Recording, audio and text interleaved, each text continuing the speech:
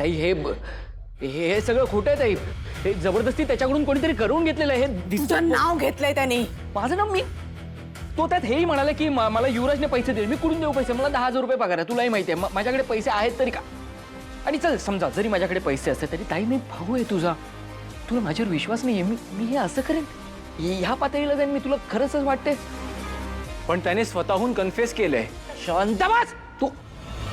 तुझ्याशी बोलताय कोणी? आमचा चाललाय ना विषय मध्ये तोंड. तुला बरं वाटतं का रे तिचे कान भरून? माझ्या आणि ताईमध्ये भांडण लावायचे तुला?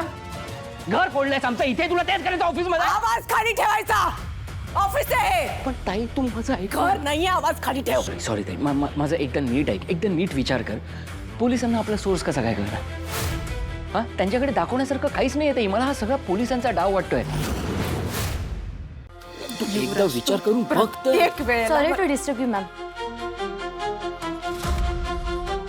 आताच पोलीस डिपार्टमेंट कडून सिनियर ऑफिसर साधू सर यांनी जस्ट स्टेटमेंट दिलाय.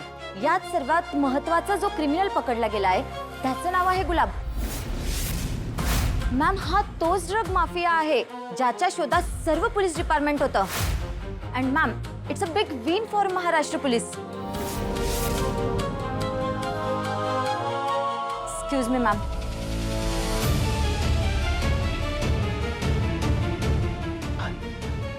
ताई आता बोल.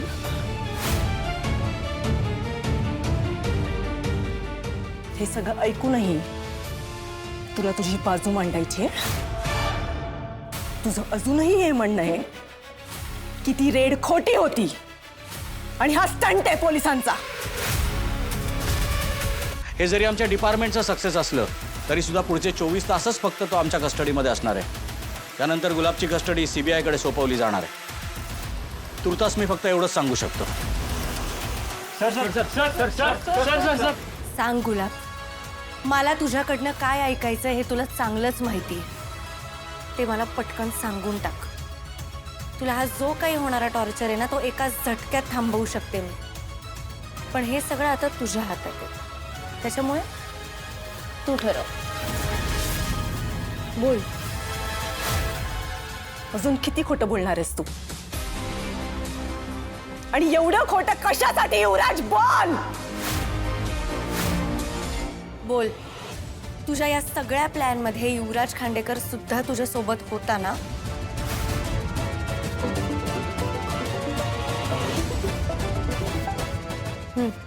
हा बॉस, साधू सरांनी जस्ट मीडिया समोर डिक्लेअर केलं की गुलाब आपल्या कस्टडीमध्ये आहे. बॉस, आपल्याकडे फक्त 24 तास आहे. त्यानंतर गुलाबची कस्टडी CBI कडे जाईल.